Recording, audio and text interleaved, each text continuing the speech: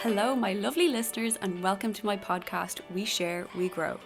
I'm your host and holistic coach, Aoife Rafter. If you want to be empowered to take action in your self-development journey, then you are in the right place. We Share, We Grow will bring you closer to reaching your full potential through sharing and growing from the life-changing advice of my favourite health and wellness experts. I believe that we grow through what we go through, and together we can become abundant in all aspects of health and wellness despite our health challenges. I'm so excited to be part of your self-development journey, just as so many of you have been part of mine. So let's do this. Let's share and grow together. Hello, my lovely listeners, and welcome to my very first episode of my new podcast, We Share, We Grow. I can't believe I'm saying that the imposter syndrome today is very real. I am over the moon to introduce my first guest, someone who has played a major role on my inner healing journey since my cancer recovery and my mental health struggles. She originally graduated with a Ph.D. in computational neuroscience. She was then an academic research scientist for 8 years in Psychiatry and Neurology internationally, before finally finding her calling in the world of breathwork and meditation. Please welcome to the podcast, Miss Fabulous, Empathetic, Kind, Beautiful Dr. Cathy Scanlon, aka the Breathwork Coach. Cathy, welcome. Oh, thank you so much, Aoife. That's such a nice introduction, and congratulations on your podcast. Thank you so much, and thank you for being my first guest. I'm absolutely buzzed. I'm honoured. Before we get properly cracking, I just wanted to formally congratulate you for your first time becoming a mum. How have you been doing? How have you been dealing with that? Oh my God, it's been like a whirlwind. I don't even know how to explain it. It's just been mental.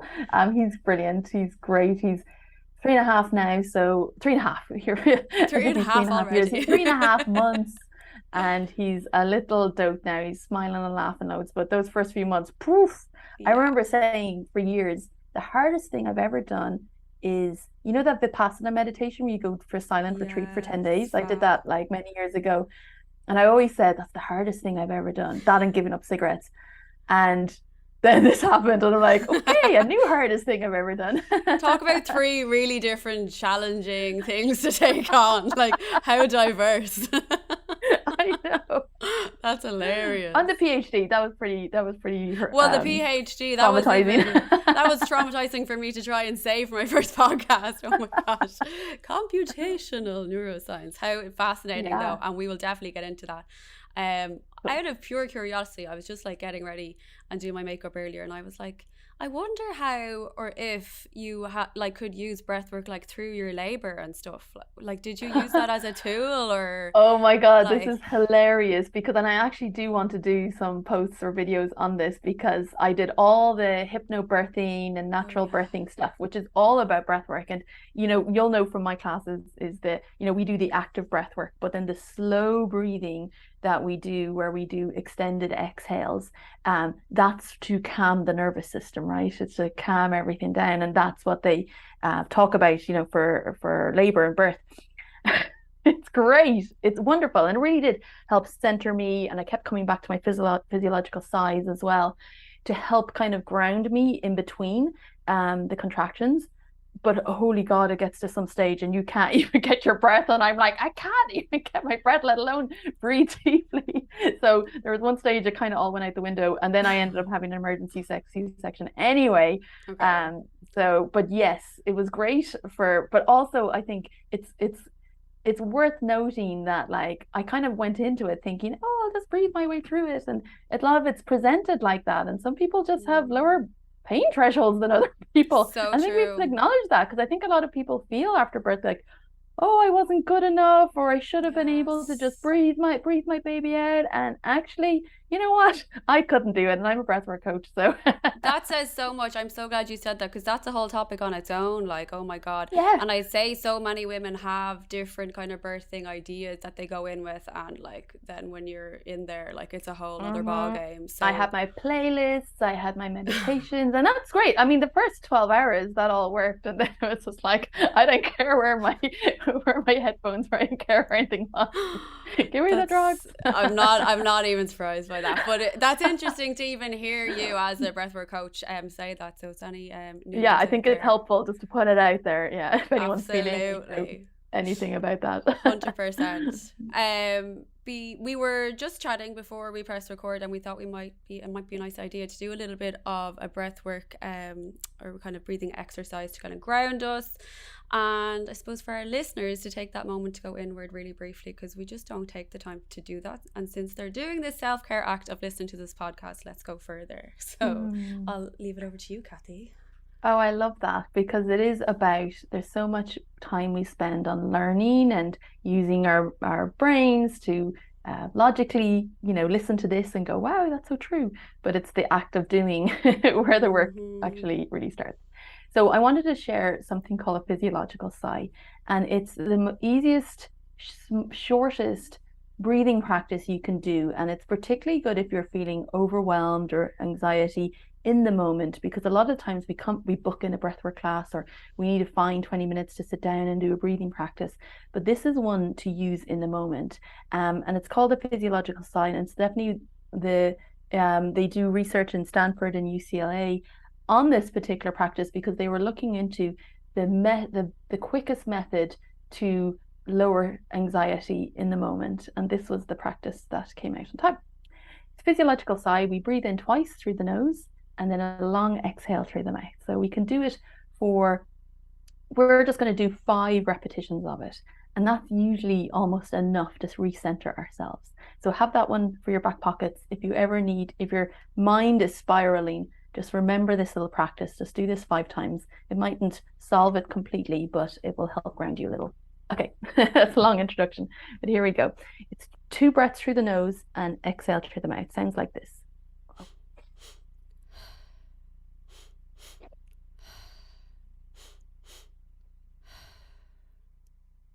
Okay, so maybe we'll just take a moment together to do that. I'm going to mute myself while we do it for just a couple of minutes, for 5 rounds.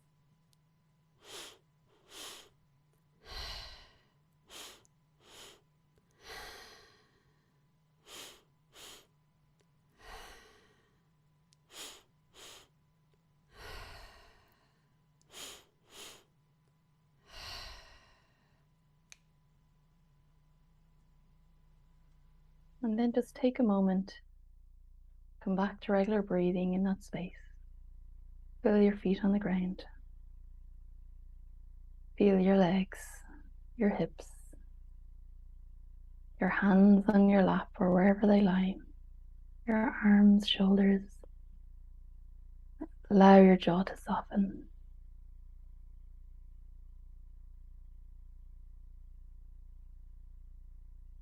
Okay. That's so fab. I really needed that. Yeah. Especially the nervous energy was flowing. I need a little bit more energy now, though. I'm like too zen now. Everyone's going to fall asleep. That was so fabulous, though. Thank you, Cathy. Thank you. Sure. So you've been practicing breathwork for since you've been teaching since 2009? No. Oh my gosh. No, it would only be 4 years, maybe 5. No, 4 19, years. Well, maybe I read 19. There was a 9. So probably 3 years. 4. My gosh, I don't even know. Whole pandemic. I plus know. 2 years. So 2, 3, 4, 3.5. I don't know, something like that. Amazing. But as I mentioned, you studied the neuroscience, so that is really fascinating, because as I was saying off camera, like so many alternative therapists don't always know this kind of connection with science and our alternative therapies as deeply and as thoroughly as you may have learned before you even knew what breathwork was.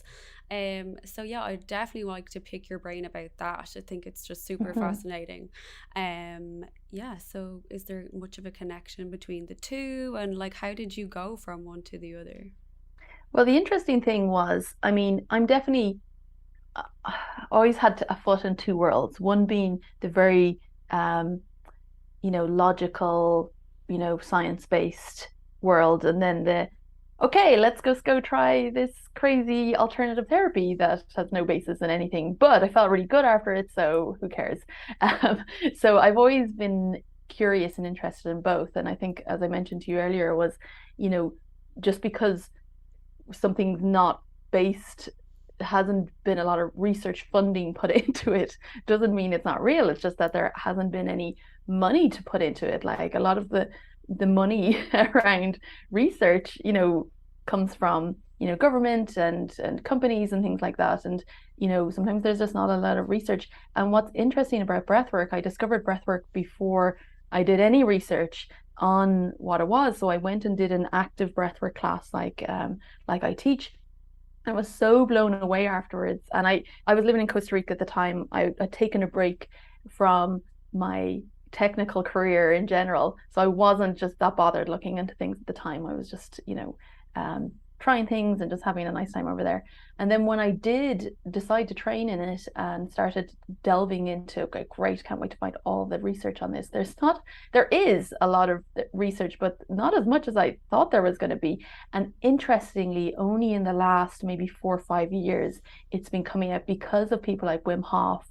And I think he was on like Gwyneth Paltrow's Netflix thing.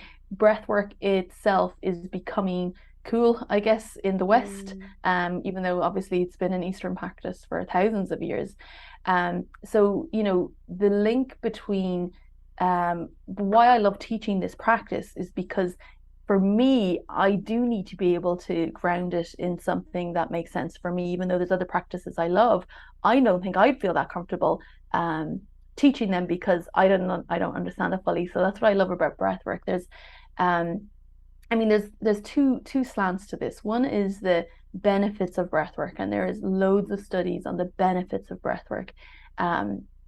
There's like over 50 research studies done in India alone on active breathwork to show that it improves your emotional regulation, it decreases stress, it decreases your cortisol in your body just from doing a regular breathwork practice. There was a study done recently at Yale University where they compared active breathwork with a mindfulness program. So they undergraduate students either did a active breathwork program, emotional intelligence program, or a mindfulness program, and breathwork came out on top for decreased stress, increased mindfulness, positive effect, which is just feeling good more of the time. And interestingly, social connection, which is a very interesting one. Not that mindfulness and emotional intelligence stuff aren't definitely required, they are. But what is interesting is how we use the physiology of the body. We use the breath to influence our physiology in our body. So we really feel like we're actively doing something. So when I slow breathe, I am directly affecting my nervous system. Then our heart rate starts to slow down, our nervous system starts to lower. And as I said, all these things like cortisol and general stress start to go down. And then in turn, what's really interesting is once your nervous system starts to quieten, your mind quietens, because your mind is overactive and running amok because our physiology of our body is like, well, there's something wrong. So the mind is just mirroring what's happening in the body. Whereas if we can calm the nervous system, the mind then starts to quieten. And I think that's what's so fascinating for me, in a practice of my own and teaching it, because you kind of take the power of being like, actually, I understand what's happening in my body when I do this.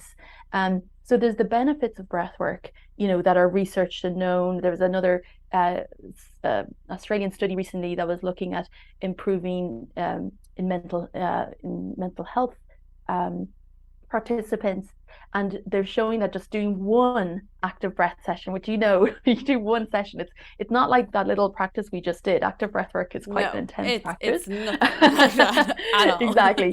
It's quite intense and quite trippy, but from this research study was showing that it showed improved states of mental clarity, profound relaxation and sense of well-being after just one session. And that is amazing to be able to gift someone a technique to be able to bring us there in 40 minutes, which is amazing.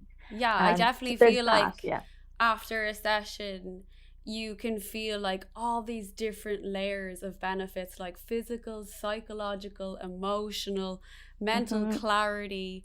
And then I get even the hormonal balances from the early menopause issues, like my hot flushes chill out, all that kind of thing. It's just fascinating. Every time I do a session I learn more, and I just I'm You just obsessed go with it. deeper and deeper into deeper layers. Sometimes you go deep layers, sometimes they're not so deep Yeah. layers, but it's what you need in the moment. So there's the benefits of breath work, but then there's the psychology of it, because it's all well and good to be like, oh yes, it's good for relaxation, but you Mm. know as well, or anyone who's tried this active breathwork practice, like you can start crying in the middle of this breath work. You can get really Yeah. angry. It's a very emotional experience. And that's the bit that I was surprised at the lack of research on, because it's just difficult to figure out what's going on there.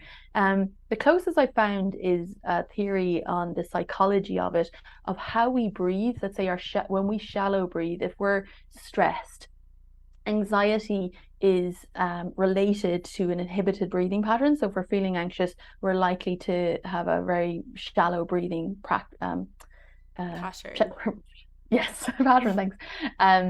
And you know, if we continue that shallow breathing pattern, that continues to have negative impacts on our body. And then the theory is that when something happens to us, so let's say I walk out in front of a car is just flying by, and I go, like my breath will go, and I'll probably just be breathing up here. And Mm-hmm. it's the idea is that the our mind is trying to help us keep it all together, right? So we don't lose, like we start crying or whatever, and that might happen. But often we need to get through a situation, whether it's an altercation with someone or something more serious. Often we just power through. Let's say, I always give the example of like my boss is like shouting at me and I'm trying not to cry, right? I'm gonna hold it in, right? I'm like I'm not gonna cry, Yeah. and I'm going to shallow breathe, because that stops me from releasing that emotion. Where if I kept breathing Wow. very deeply, I would experience my emotion. So the idea is that later you would be able to, and sometimes you would go home and then just have a big cry and it'd feel really Yeah, good. absolutely. But yeah, but oftentimes we don't. Oftentimes that gets stuck in the body. Mm. And then we continue this inhibited breathing pattern. And the idea then is that as we do breath work and as we deep breathe over and over in this, consciously connected way, is that we're starting to allow these trapped emotions to move, which, I mean, again, it's a theory. It's kind of difficult to measure that, but Yes, it's of a theory that course. sounds very interesting.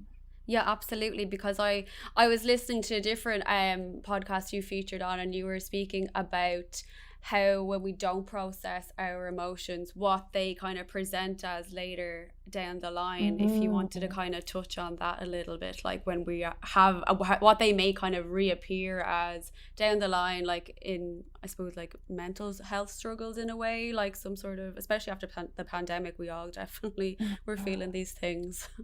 I mean, yeah, like I think when I know for me, if I haven't done breath work in a while, it's definitely a practice that's most beneficial to do it regularly enough. Like it's not something you need to do every day, but if I haven't done it in quite a while, I feel there's a buildup of stress and tension in my body that just needs to get released.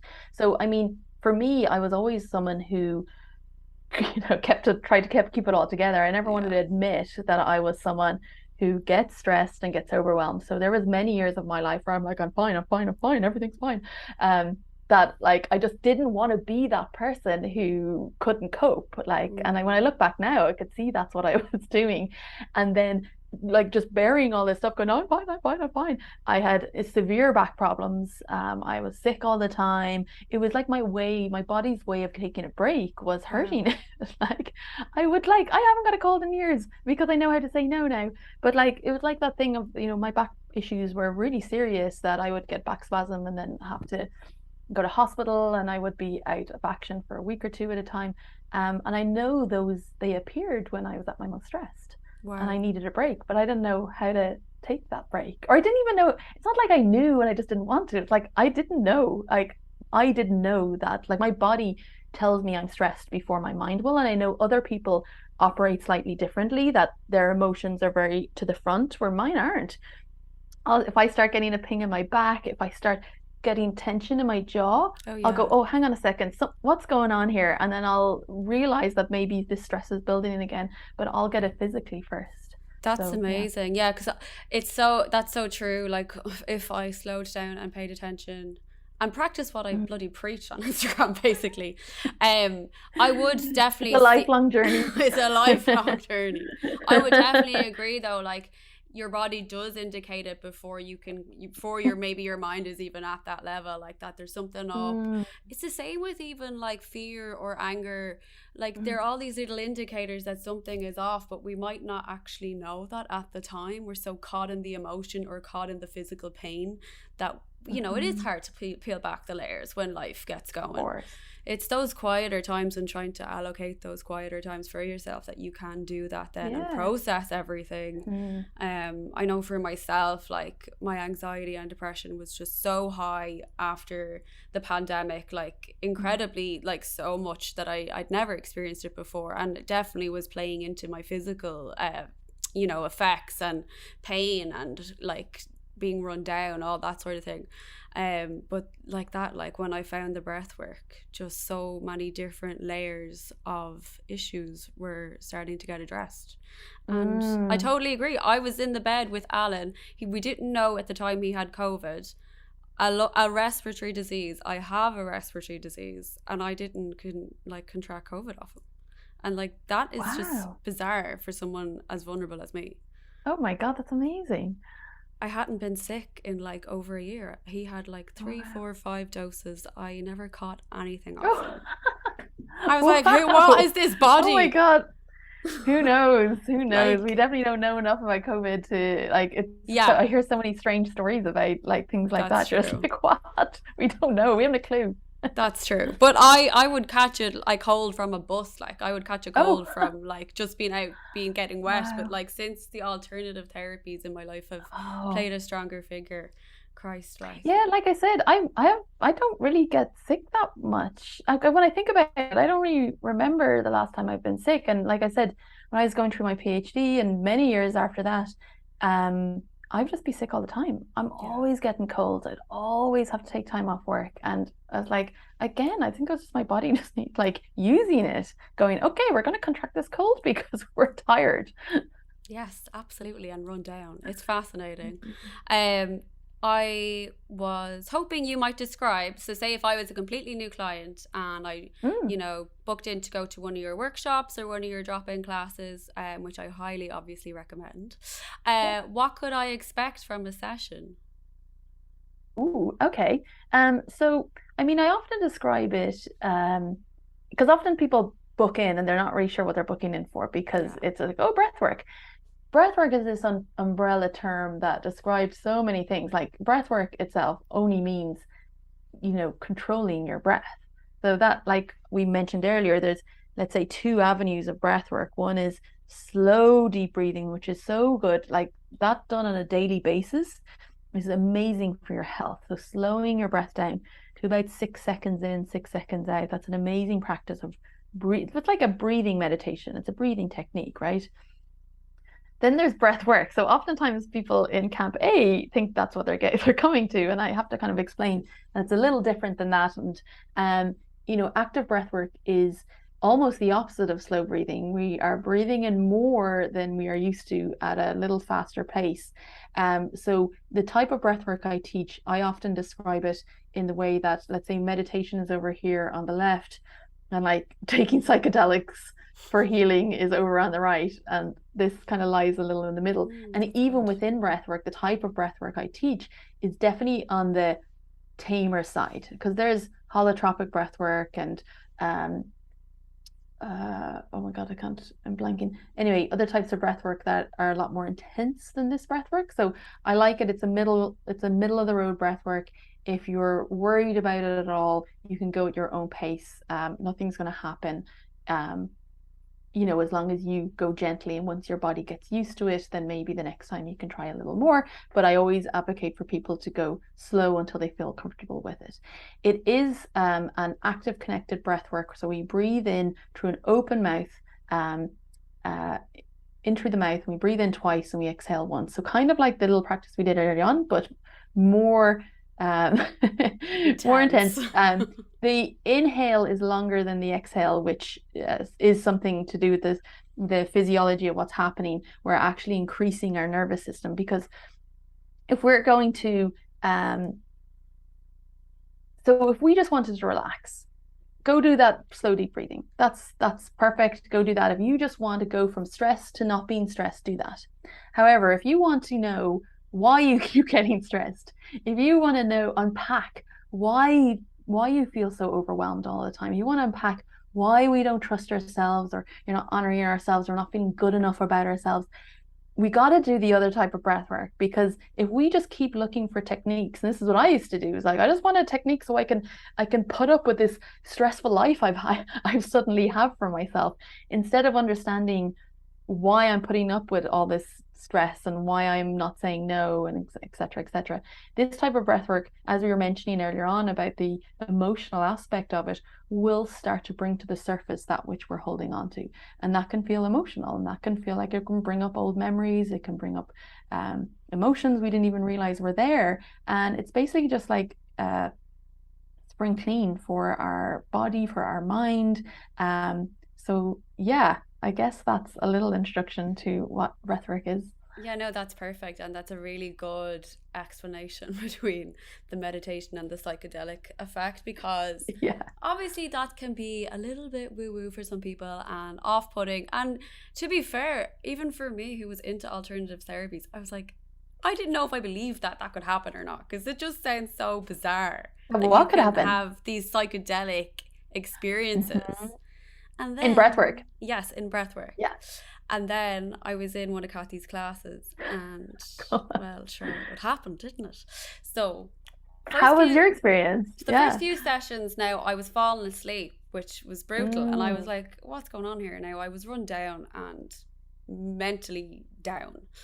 And I know now from my learning in my training to become a breathwork coach that sometimes that can be a little bit of resistance. Maybe you're just not Mhm. ready to process what wants to come up, or you could be just absolutely exhausted. So for me, it very much could have been both. So then I had this session with you, and it was my first time that I actually wore a blindfold as well. So Mm. that seemed to help accelerate the experience for me anyway. So I was lying on my bed doing the session, and I was kind of in this mid dreamland. It felt real, but it felt like a dream. It was so bizarre. It was like purgatory. And I was in this, I just visualized like this black room, and I was lying there, and it was kind of like black space because I wasn't lying on anything. It was like black space, and I was made up of jigsaw pieces. And Mm. Frida Kahlo, the Mexican artist, she came into the room, and she took one of my jigsaw pieces, and it was my womb. And she left. And then I just Oh, roared crying. And it was wow. just like bizarre. So I don't know if you can see it. I actually have a painting of Frida Kahlo like up on the wardrobe there. Love it. And like I've loads of bits about her now, but I always did find her fascinating because she Mm. was such a rebel, such a feminist, such an independent woman. And she too had an accident where she ended up not being able to have kids. And this Oh, was yeah. very soon, all after my hysterectomy for the cervical cancer. So I just found it all so mad and fascinating, and the kind of message I got after this session, because I know sometimes you have to like process it a bit and kind of piece it Mm. together after for a day or two. I felt that it meant I was going to be this motherly figure and this stronger figure in a different way, the way Frida Kahlo is. Oh, Now, wow. Jesus, they're big boots to fill. Like, I'm not saying I'm anything like this iconic woman, but it was huge for me, and like I was like, Cathy, this happened, but is that real? Did that actually happen, or was I dreaming? And you were like, yeah, It's that can amazing happen. what can be that what we can create. Like, and even you saying, oh no, it's big boots to fill, like you probably weren't thinking that in the session, because you're that judgmental part of us Mm. quietens down, like, and our creativity just explodes once we give it space. Like, I've had the wackiest experiences on breathwork. I've had like ancestors visit me, and like relatives, and just giving me messages. It's been bizarre, the experiences I've had as well. Exactly. Once we let ourselves go, and it's very difficult to people go, how do I let myself go? Like it's really hard to just let go. But breathwork helps us to let go. So it gets us into that space where it's easier to let go. And sometimes it might take a few times. And I think Yeah. even the fact that your first few sessions were mild, I think that's good. I think your body needed to feel safe. And I think a lot of people experience that. Your body needs to do it and go, oh, okay, that was all right. Okay, next time a little more and a little more. And sometimes when people come in and have a massive experience straight off the bat, which I did, I mean, I was terrified. What the Straight hell away, happened? you had a huge experience, right? Your first session. Huge. Yeah, I had this bizarre, I don't even know what happened. I was just like, I was sweating. I was in and out of all these hallucinations. This was Wow. years ago. The first time I ever did it when I was living in London with a friend of mine facilitated, and she wasn't a breathwork facilitator, but she had like a recording, but she was like a pretty, she was like a spiritual coach. Anyway, Cool. she's like, do you want to try this breathwork? And I said, yeah. But it was a lot more intense than the ones I teach. Like, I don't know how long we were doing that for, like 2 hours or something. Jesus. Um, but I remember just being a little terrified afterwards. But yeah, Wow. It is take it gently. fascinating.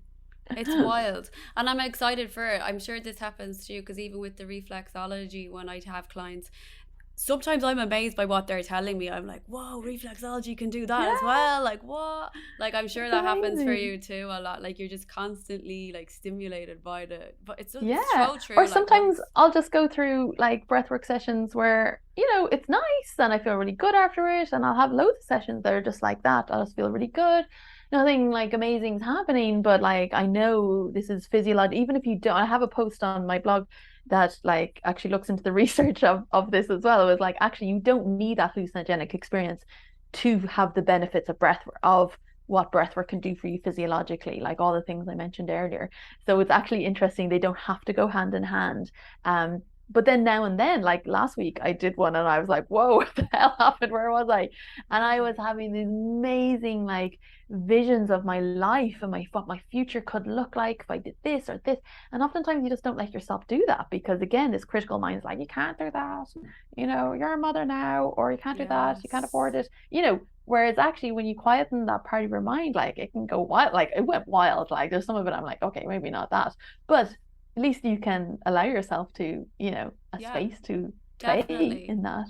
Definitely. And it like filters then into like, well, 100% anyway about the mental clarity, but then also Mm, like your relationships, like, and your boundaries. Like, I'm going through a bit of a thing now at the moment because I'm 30 and I don't have kids and I'm not married and I'm not engaged and I'm very far away from buying my own home. Whereas a lot of my other friends are kind of on those paths or starting those paths. mm, And friendship things can be a struggle for me now at the moment. And I know, like, before I got into holistic therapies and breath work, if this was me going through this 3 years ago, I'd be a basket case. I'd be so mm, emotional that my whole everything would get blocked and my whole day would be like non-structured and I would just be in bed sobbing. And that's mhm. truly like what used to happen. But like it's happening now and yeah, obviously life is hard. I don't have easy breezy days or moments all 24/7, but I'm handling things like way better. Like I'm Wow, that's impressed with myself. amazing. And you know what, as Um, well, when you start connecting in with what you're meant to be doing here on this earth, right? When that comes internally, um, when we start moving in the direction of, all the cool things you're experiencing and doing and, trying out, that's where our life force comes from. And I think when we get caught up in the shoulds and like, oh, I should be doing this. I'm this age, I'm that, I had that as well. That, once I just stopped listening to the show, I don't want to do all those things. Like I bought a yeah. house recently, but like I never wanted a house. I didn't care about houses. And it's funny because I was just, oh, these things I have to do and I should do. And it felt heavy every time I thought about them. I was like, I don't want to do all that stuff. And then I would just like go and move to another country and just be like, you know what, screw it. I'm just doing this. Because when I started listening in, is like, that's not the life you're supposed to have. And I've just had a kid and I know that thing is starting again of, oh well, I should have a house and I should be here and I should do these things and I should and I no, stop. What do I want to do? Like I'm not, the kids can travel. Yes, so Just true. we have to just stop and remember, because societal pressures are real and they're big, and especially for women in a Mm. particular age bracket, it's more intense for us for sure. And I think it's important to keep coming back to your mission and your why you're here and how you connect with people and your purpose, because at the end of the day, that's, once we find that joy in those things and keep moving towards them, it's when we start fighting that and going towards the things that people tell us we should do. That's where misery lives. Absolutely. I was just going to say that's when you start getting miserable, and Mm. that then filters into your relationships and your mental clarity and every other aspect of your life. So, Stop. I mean, I spent 4 years in in college, and then I did my PhD, which was another 4 years. So it's 8 years. So at the end of that, and I did, my research job for, like I said, I don't know how many years after that. It was like this thing I had to. It was like, well, you spent 8 years doing this, you have to. Like, I spent years didn't not thinking I had a choice. It was so bizarre. I made this mental prison for myself, just being like, you have to keep going, you have to do this 10-year track, you have to do this. And I was exhausted and miserable, and academia, it just wasn't for me. And I think I never stopped to ask myself if that was true. yeah. um yeah, and it's again, once I started kind of going, you know what, I don't think that's for me, I literally quit, like, overnight. I had no Wow. plans, nothing to do. I just quit. And I'm like, okay, what now? Was It there was like a final straw for you that made you quit, or like was it just build up oh of? my God, there were so many.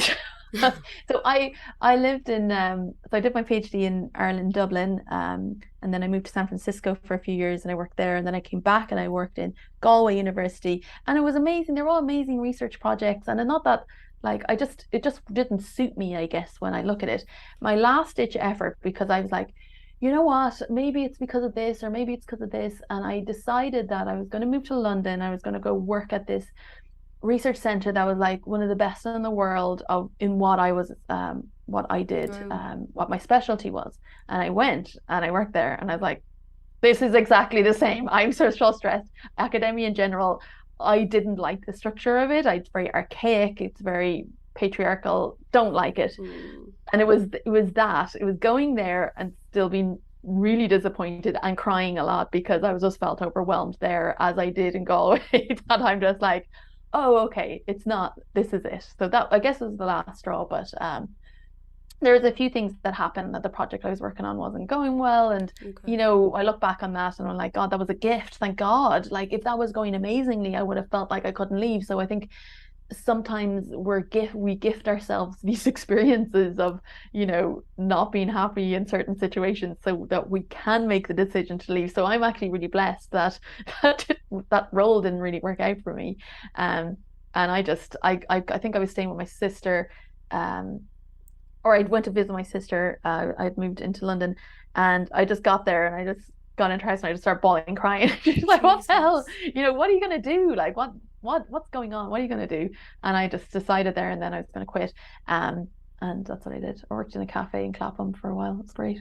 And that you needed that time, but it's so true, because like I would not be doing anything alternative if I didn't get cancer, which is I so know. I know, it's like mad to say, and you huge. don't want to, it's hard to say, oh, thank you, cancer, but I know. know, And like it's hard because it's a triggering topic for so many people, of and definitely course. some of my followers and listeners. But Mm, I like, it's weird. I definitely knew who I was as a child, but like when you have a chronic disease, you it's very common to gain like a victim mindset and be wrapped in a mm, bubble and have so many limiting beliefs, especially back when I was diagnosed as a child, because cystic fibrosis was the prognosis and the life expectancy was quite young. So mm. I kind of felt like, what's the point, but there's so Yeah. much hope now with the thanks to science and Wow, genetic yeah. modulators. But it was Amazing. then like ripping all those layers down and off. Like, it's, Hmm. as you say, it's going to be an endless journey, but Yeah. like so And I much think it's better. really important to say as well that, like, and I think I was of the mindset for a long time growing up that we make these things happen to ourselves. And I know that's not true. It's not true. We choose life experiences maybe to help teach us, but it's not this thing that we have to, oh, that person, like I say, oh, I got colds because I was sick. Like I think that's a very different situation. Then having life experiences to help teach us experiences. I don't think we bring any of this on because we haven't done enough work. And I find that really destructive teaching that I thought was true for a long time. And it was Yeah. only in doing my own inner work that I'm like, that's not true. These things just happen. This is just life experiencing itself in all these amazing ways. It's not Nothing's good or bad when it comes to life experiencing itself. And I think maybe that helped me when, looking at like a lot of my back problems and stuff as well. It's like, Yeah. you know what? Yeah, a little bit thanks. Like I learned a lot about myself That's from it. true. But I don't feel like, I did that to myself either. I think it was just a interesting Yeah. life experience that did help me a lot in the end. Yeah, that's so true. I recently saw something on Instagram and it was a post kind of dissing, I suppose, the entire new teaching of manifestation. But Mm, I suppose it didn't really take it into like, I suppose, a full picture, because I do believe in manifesting, but it was saying that it can be toxic and can be hmm negative if you believe that it's your fault that things have happened to you, like what you're saying, hmm and that you haven't, I suppose, like done enough good in the world to You haven't done enough deserve work. You just got to work abundance. Yeah, harder, and then you can get all the things you want. And yeah, I completely agree. I'm a big fan of manifestation. I teach it as well. Like yeah. I do these like life visioning classes because I think it's fun to imagine what's there for us, like as opposed to not. Because I mean, even from a scientific point of view, if you want a new pair of shoes, your brain will start processing everybody's shoes because you've decided in your mind to look for shoes, and it's going to start noticing shoes. So if you like I guess it's the word I think people kind of have an issue with sometimes, but like if you envision what you want your life to be, you're putting it at the forefront of your mind, and your mind's going to start looking for things to help that happen potentially. And I think sometimes I think I want something and then it doesn't happen. And then a few years later, I look back and go, oh, you know what? I'm really glad that didn't happen because if that happened, then I wouldn't be doing this. So, there's those two sides of things as well. And I think a lot of Definitely. it is just allowing life to flow and not being just allowing it to happen to us, like being an active participant, but flowing in the directions when that changes as well. Yeah, there's definitely more to it for sure. Mm, I kind of want to just backtrack slightly before we finish up, because I yeah. have a personal interest in your ayahuasca story and what ayahuasca is, because it's so crazy and cool to me. I'd love to do it, I think. But could you tell me what ayahuasca is and where you did it and what happened when you did it? Oh my God, yeah, that's a whole other podcast, but I'll try and summarize. Oh, sorry. Okay. Um, Well, so not yeah, so much. no, I think I can. So ayahuasca is a hallucinogenic that you is made from plants. The ayahuasca vine is combined with this other plant, which is mad. They're in the jungle and they just combine these two things and it creates this substance which is really intense psychedelic. So think, magic mushrooms, but like to be honest, quite a lot more intense than that. Um, when I first heard about it, I was like, absolutely not. That sounds horrible. No, thank you. I will not be doing that. Um, but what is interesting, maybe what you're experiencing as well, is you just hear about it a lot and you're curious and, kept popping up. And Yeah. for many years, I kept going, I'm not doing that. But then, it kept coming up in my field, let's say. Um, so I wasn't working academia anymore. I quit another job I had in London. Again, you know what? It was a similar situation. I ended up being this director of this company and just being like so stressed. And I was dealing with stress in the same way as I was in my academic career. And I realized that's not academia. It's not anything. I'm not very good at processing stress. Anyway, had left that. I started my own company and I was doing kind of recruitment stuff, but helping tech startups hire their engineers. That's like this. I decided to do that because at the time I decided what I wanted to manifest in my life was freedom. That was it. I didn't care what it was or how I was going to do it. I just wanted to be free. I didn't want to be tied to one place. And it worked. Like it was amazing. I worked from home. I set my own hours. I had really cool clients I worked for. Anyway, a friend of mine, amazing friend of mine, who was my original life coach in London and really changed my perspective of life like forever. She moved to Costa Rica and she was working at this ayahuasca center. What was interesting is she wasn't working on ayahuasca. She was working on this stem cell treatment practice that they had within the ayahuasca center. It was just to do with medical licenses. Yeah. That the person who set up the thing, they needed a medical license, so they ended up doing with this guy who set up this ayahuasca center. But it's like this 5-star resort for very rich Americans, basically, to go take ayahuasca, which is great. Fabulous. Anyway, she rang me one day. She goes, you've got a science background and you're a project manager. We actually need someone to help us on doing this stem cell stuff. Do you want to come to Costa Rica? And I was like, it was so bizarre. Like, our lease on our flat was almost up. I was doing this job where I was kind of working about 3 hours a day at that stage, just because it was in between clients and stuff like that. So I think I had some work, but not a lot. And it was all perfect. And she goes, but we need someone to start like in 3 weeks. And I was living in London with my boyfriend at the time. And I was like, I think I got to go to Costa Rica. And I had no intention of doing the ayahuasca yet either, but I knew it was an ayahuasca center. Not that I had no intention, but I was still worried about it. Anyway, what was also amazing was this was definitely manifested as well, because I had visions of this. I would spend 2 months in Costa Rica and then 1 month back home in London, which was insane. And then I'd go back and spend it. I know. And I did that for like 9 months. And actually the stem cell treatment thing didn't end up, or the person doing it didn't end up working out. And I was like, okay, that's perfect. I think I've had my experience now. And I know I needed to go there to learn breathwork and do ayahuasca. I know that. Amazing. I know that's why. It was nothing to do with the stem cell treatment thing. As soon as I got there, they were like, I was supposed to be doing one job and that didn't really work out. But suddenly I was living and working in this beautiful part of Costa Rica, at a car, at a house. So it was just insane. Like, so it was housed in this ayahuasca center where people would come for 7 days.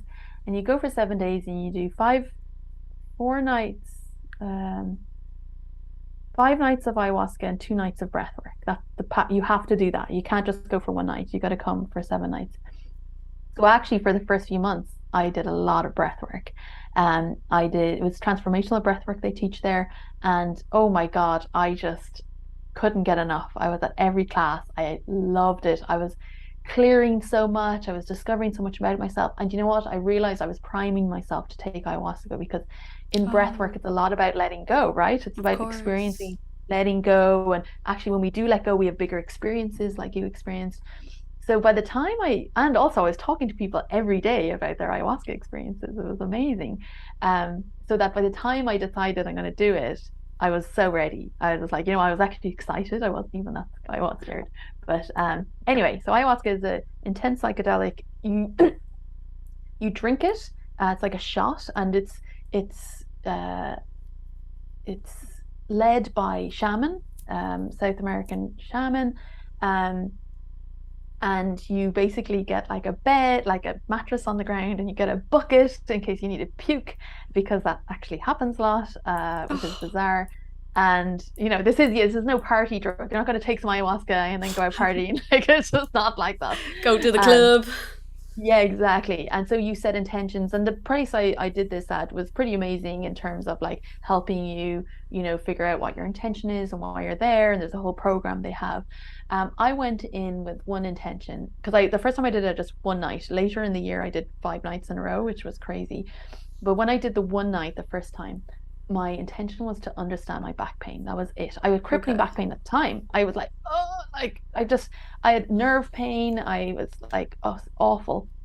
So I just wanted to understand my back pain. Part of me that knew it was a psychological element, because I would always get it when I was stressed and all, etc. And I had the most insane experience. Like, you start the night about 8 o'clock and it goes till about 2 or 3 in the morning, and you're pretty much just on a trip the whole time. You may go up and have another glass at one stage. Anyway, actually, that's interesting, because one thing that happened during this experience, I mean, it was really intense. Like, I had a lot of experience of being, all the times in my life I felt afraid. I didn't even know where I was. I felt like I was in a washing machine or something.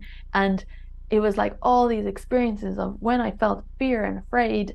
And I didn't even realize, because sometimes you're a little kid and you may feel afraid, but as an adult, like, oh, there wasn't anything to be afraid of. That wasn't a scary experience. But as a kid who didn't really know what was going on, yeah, it was.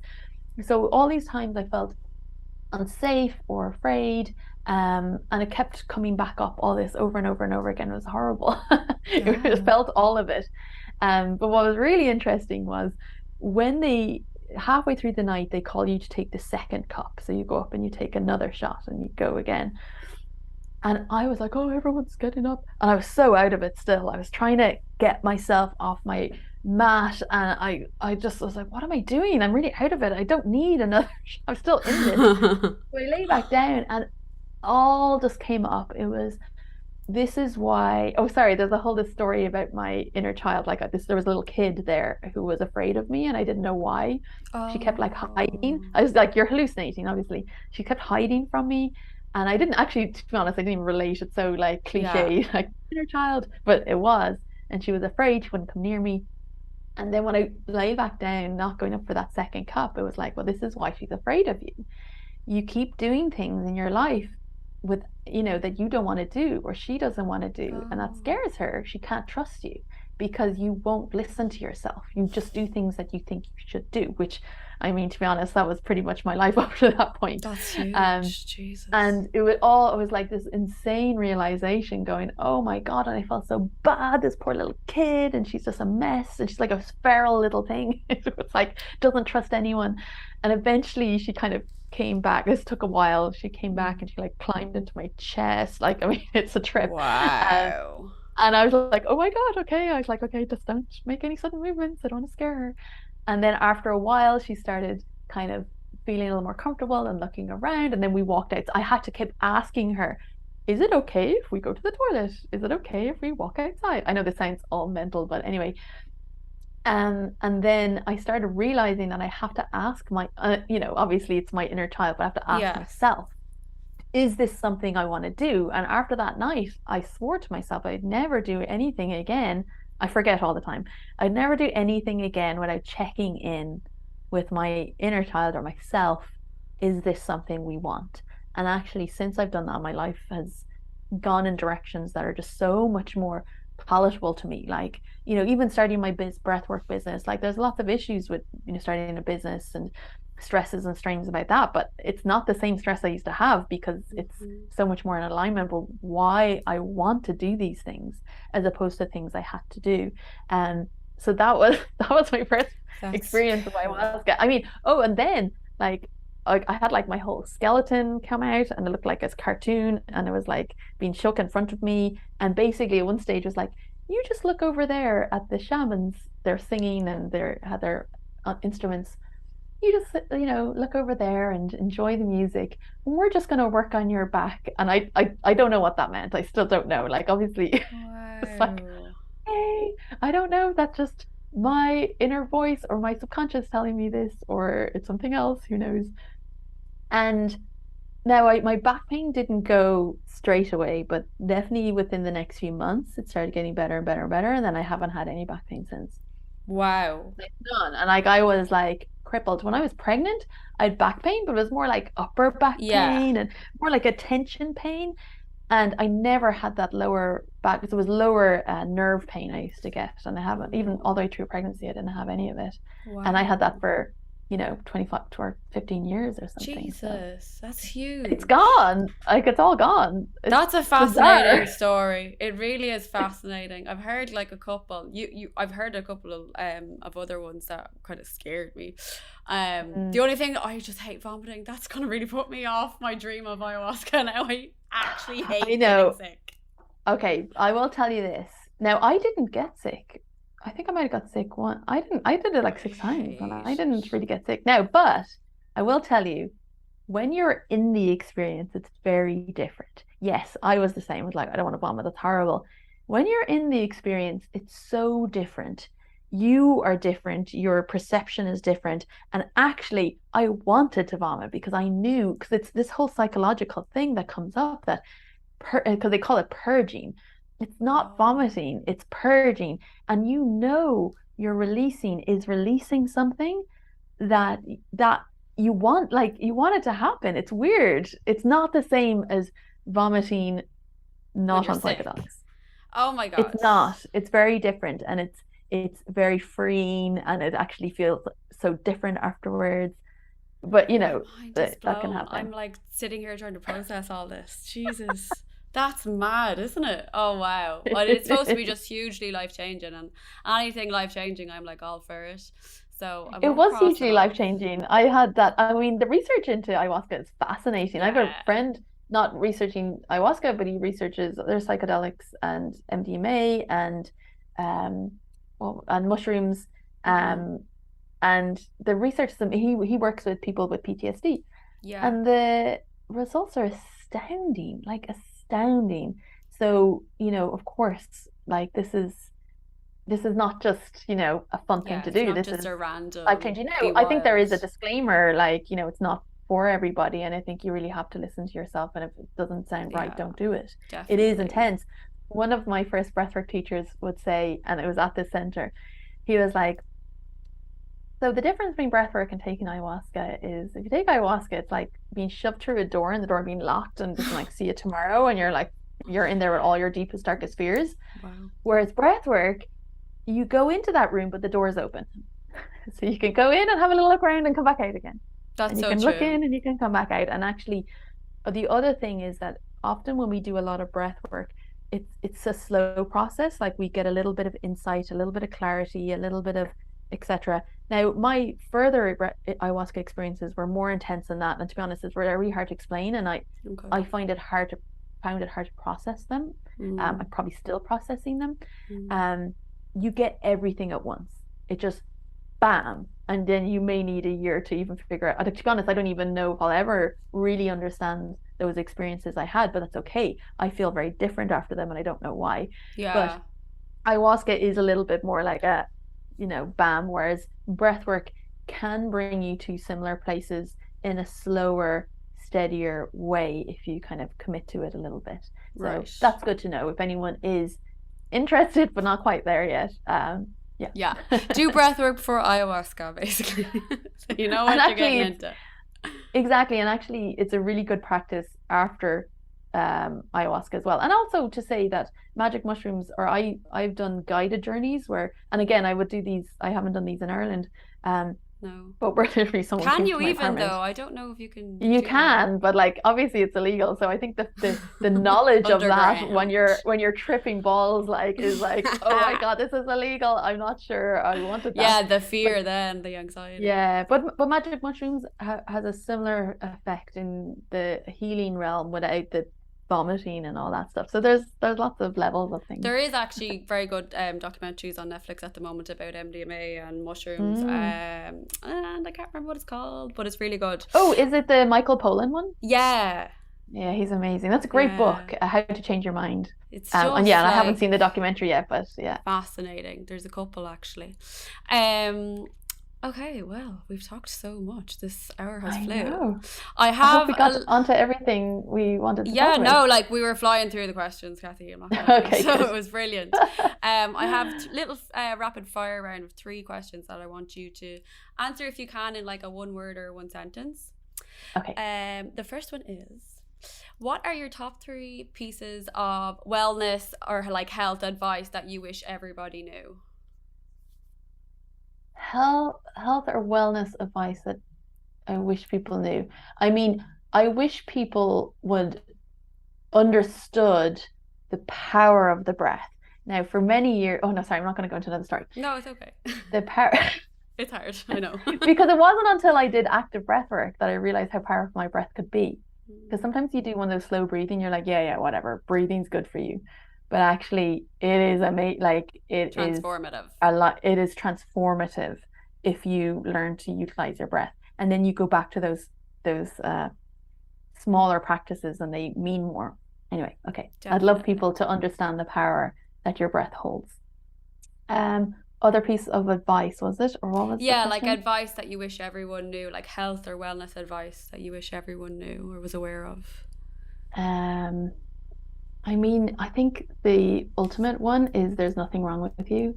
Everyone's Yeah. perfectly perfect and fine, and there's actually nothing wrong with you. The only thing that is wrong is that sometimes there's things in the way of being who you truly are, which is amazing. So if you feel I'm not confident, I need to learn how to be confident. No, confidence lives in you. The lack of confidence is just sitting on top of it. It's all there. you are perfect and whole, and everybody is perfect and whole. And I really wish everyone knew that. And I forget sometimes as well, but we are all perfect and whole. It's just helpful to look at what's standing in the way of experiencing that. Yeah, That's I think that's lovely. probably my biggest one. I love that. What else? 2 is fine Funny. as well. 2 is plenty. Yeah. Okay, They're let's very go good to. ones. Self-care rituals that you wish everyone had to do. If you got any. Do you know what? I want my answer to be none, because I think in the wellness community, there's too much focus on all the things you should do. And everybody, I know for me, for many years, I felt so bad that I wasn't getting up at 5 o'clock every morning and meditating and having like cacao and doing all these practices first thing in the morning. No. Well, now I have a baby, but before that, I used to get up at 9 o'clock and I would just potter around, and maybe I'd even scroll on my phone, and that's okay as long as you feel okay. And I think a good wellness practice is just to listen to what you need. So now and then I'll be like, you know what, actually this morning I really feel like going for a walk. Don't feel like you have to subscribe to what everybody else is doing in terms of practices, and your own will flow. Or sometimes you'll listen to a podcast and you go, oh, actually, I really like that she said that. You know, she goes for a walk at 5 o'clock. And a teacher of mine, a breathwork teacher of mine, told me once that she was like, oh, I only do breathwork now and then, just when I feel like I need it. Because I was like, I have to do it every day. And I wasn't, and then I feel bad. And when she said that, I was like, oh, so only when I get the hit to do it, do I do it now? So maybe that's once a week, maybe it's once every 2 weeks, maybe it's every day sometimes when I feel like I really need it. It's all about listening to yourself. So absolutely, it's about being in tune and just kind of being able to regulate what you want and know what you want, and just I suppose stop to listen. It would be. I know. I think I bet myself up for too many years about not having a practice, and now I celebrate not having a practice. That's amazing. I love that. It's amazing how we like transform in that way. Do you have a favorite quote or affirmation? Put me on the spot. Sorry, I know. And you have baby brain. I have baby brain. You know what? I think the one I put up on Instagram today, do you remember what it was? Yes. I am sick and tired of being sick and tired. You should put that on my fucking tombstone, to be honest. That's why I knew. I commented that straight away. I was like, Cathy, that is me. Because I think when we say those words, we're ready. I mean, I think some people aren't ready. I think some people aren't ready to go deep and do the work. And if you're not sick of tired of being sick and tired, or when you are sick and tired of being sick and tired, then come do breathwork. Yes. And is there anything else you want to share? Have we covered everything you wanted to talk about? I hope so. I don't even know what we talked about, baby brain. But anyway, I think, yes, I hope we have. And I mean, if you're curious about breathwork, it's really helpful to what's really nice about the online classes is you can just come. If you're a little bit apprehensive, you can just come and do it really gently, or just, you know, just try it. I think it's important, like, because sometimes when you hear the big stories about these psychedelic experiences, it kind of puts people off, but you can do it really gently, and just you will still have amazing physiological effects on your body, and you will feel like the quote from one of those research studies that was profound relaxation afterwards from one session. Like, that's amazing. Well, who wouldn't want to experience that? So I just love for people to try it and decide for themselves. It will make you your best self. Like it just will. It's phenomenal. And where can people find your amazing sessions? Yes, breathworkcoaching.com is my website. Breathwork Coaching Instagram, and I have classes every Monday night, drop-in classes on a Monday night, and once a month I do a Sunday workshop. Actually, this coming Sunday, I don't know when this is. It probably won't be out in time. Probably not. I do. Once a month I do a workshop, so it'll be a theme. So this month's theme is about letting go of fear, or becoming familiar with our fear so we can let go of it. So every month we have a topic we discuss and do breathwork around. And I have a 6-week course coming up probably at the end of September. It's all on my website. Is that the kind of workshop thing, the 6-week one? Yeah, didn't you do that before? I did that. That's so good. I loved it. Yeah, so it's that one. I'll That's be really doing good. that. Yeah, I'll be doing that at the end of September, October. We do 6 weeks of intensive breath work, learning about breath work, but going deeper into those layers of what we're holding on to um, in a kind of uh, linear fashion. Is Yeah, that the word? I don't it's brilliant. know. It's brilliant. Cathy, thanks so much for being my first guest. I absolutely love this. It was such Oh, a thank great, you. fun, like interesting conversation, and I'm just so grateful you're my first guest. Oh, I'm so delighted, and it's so nice to do this. I haven't actually, because I've been off, I haven't done something like this in a while, so I'm really grateful as well. Thank you for having me. No problem. Great. We'll sign off there. Thanks so much. I hope you found this week's episode as awe-inspiring as I did. As I always say, knowledge is power, and I know you've gained an abundance of both from this episode. Thank you so much for tuning in. You can watch these episodes over on my YouTube channel, Breathe with Aoife. If you enjoyed this episode, please rate, review, and subscribe to We Share, We Grow wherever you get your podcasts. And if you really enjoyed this episode, please donate over on my Patreon page, patreon.com/Breathe with Aoife, to help me gain the means to share and grow even more with you all. Thanks for listening.